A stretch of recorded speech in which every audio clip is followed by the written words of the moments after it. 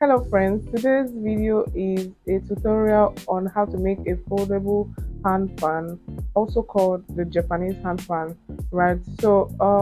I have here on the screen the materials or tools I'll be using to make a quick foldable hand fan, right? So here I have the straight scissors, I have my pen, then I have my zigzag scissors, right? It's a bit stiff, been a while.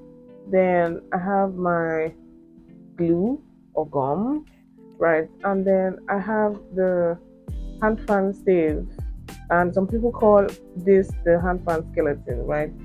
But you can use any of those words. You could call it the staves and also the skeletons. I think the skeleton is easier for the people on the market, right?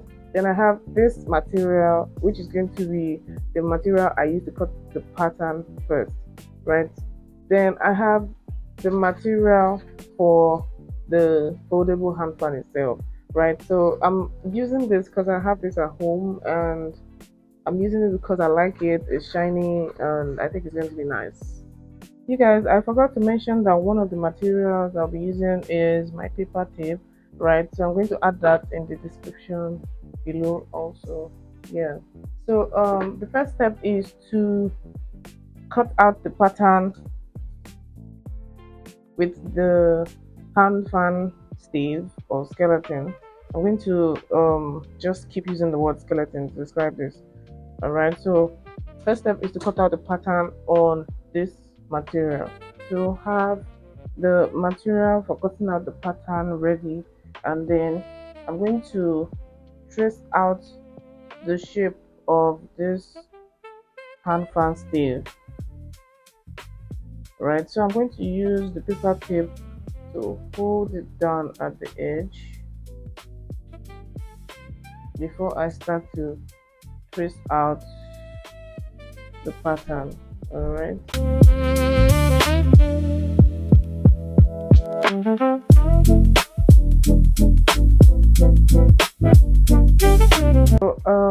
After that, I'm going to take each piece of the skeleton and try to mark it with a pen, right?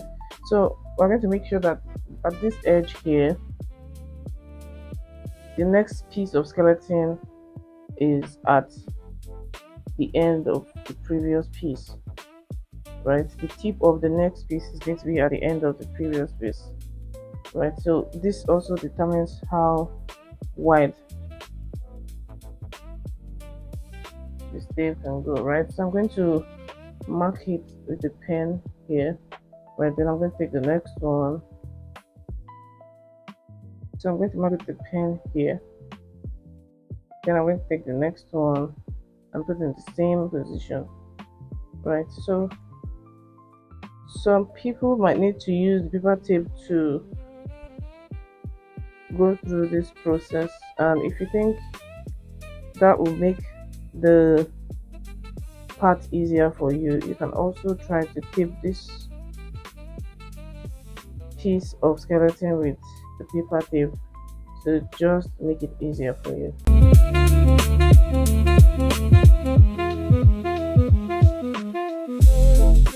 And you're going to make sure that you're taking the correct piece of skeleton and none of them is on top of each other, and none of the piece is hiding under the next one, so that you're going to get the right pattern.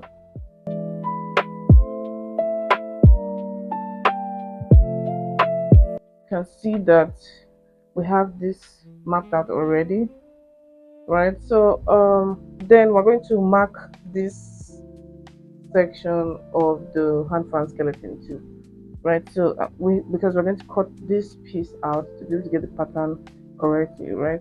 So I'm guessing that this might be better for me to use a tape to hold this so that I don't mess it up. So I'm going to try to use a paper tape to hold this so I don't scatter what I already did.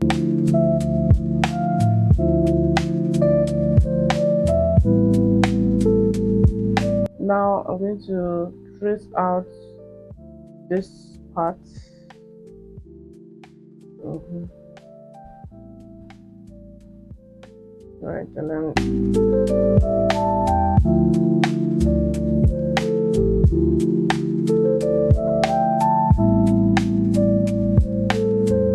so we have the second part marked already also. So now I'm going to remove the skeleton from the material so that I can trace it out. Right, try to trace this out. All right, so I'm going to use my pen to just connect the dots. And you have to also do that nicely so you don't get out of shape.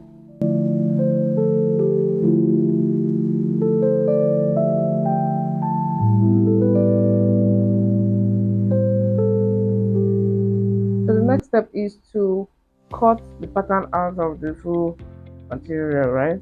So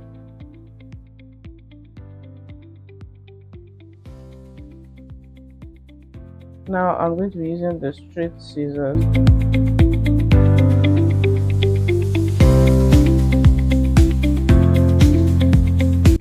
So now that we have the pattern ready, I'm going to take the material I'm using for the hand fan, and then I'm going to turn it to the back and then place the pattern on top of it and trace it out.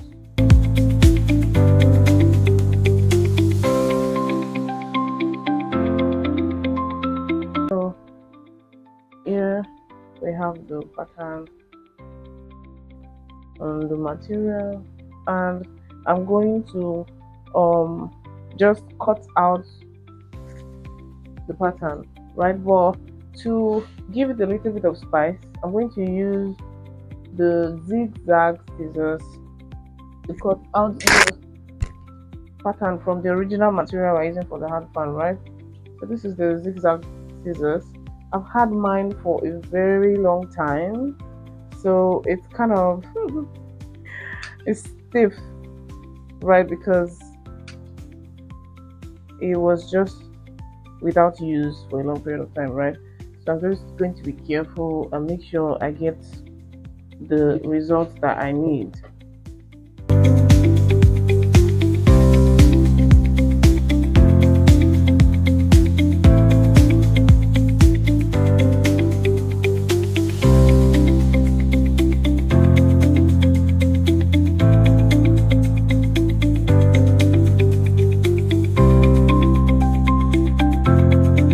This is the other side of the pattern, and then this is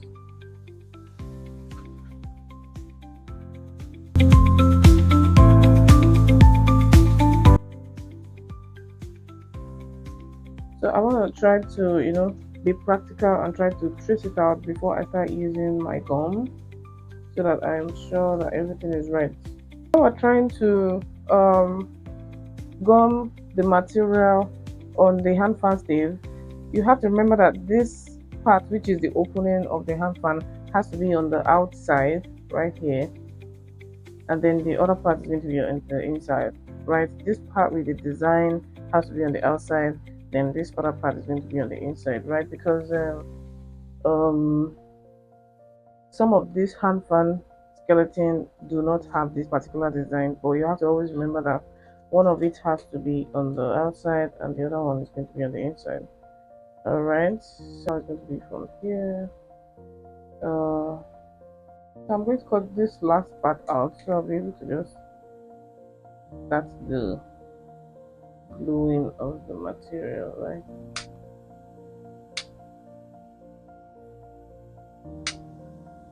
So now I'm going to just arrange the hand fan skeleton just as I did in the beginning. Then I'm going to try to hold it down with the paper tip before I use my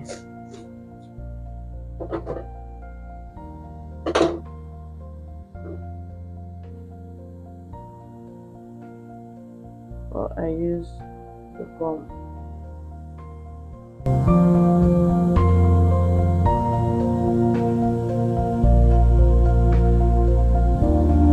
So now that I've held it down, I want to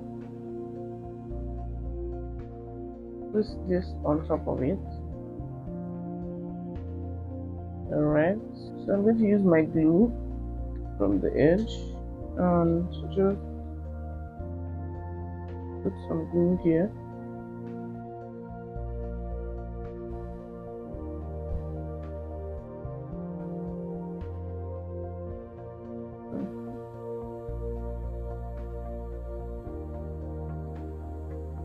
So let's put this. I'm going to place it on top and try to see if I can leave the pieces out. Make sure that at the edge, right? Then I'm going to open, and I'm going to start putting the glue one at a time. The gum, sorry. I keep saying glue. I'm going to now press this.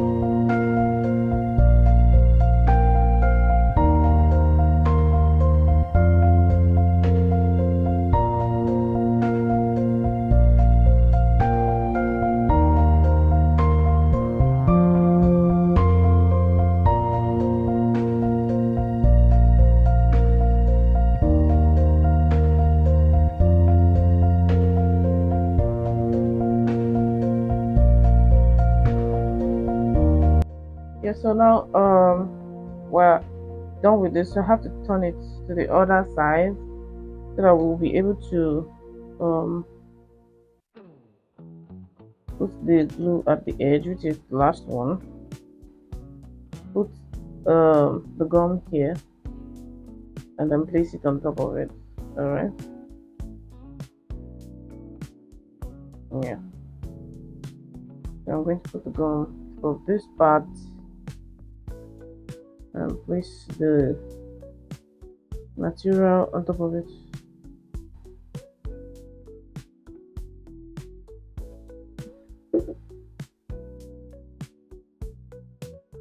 So guys, I'm done gumming the material to the hand fan skeleton, right? So as you can see, we have a little excess here, so I'm going to just cut it out with the zigzag scissors, right? So now I'm just going to try to fold the hand fan and keep it in shape, right? So I'm going to put them on top of each other, right? And then try to hold it down, right? So make sure that you're very careful when making the foldable hand fan, because a random error can disorganize the whole structure of the hand fan, right?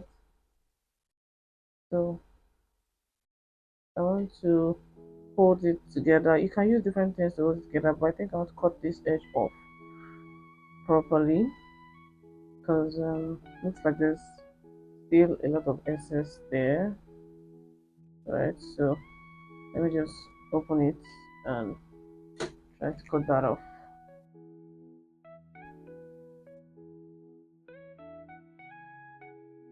it to eventually take shape. All right, so I'm going to use this band. You can use like a rubber band from your end, but I'm going to use this one to hold it together and leave it for a little while. Yeah, you can try to straighten it with your hands as well. Alright, so this is my first attempt. I can see some little things that I will be needing to adjust next time, but I'm going to share the results the next time I try to make a foldable hand fan. Alright? Yeah. So that is the end of my first attempt on making a foldable hand fan, right? And here is the result of the first time.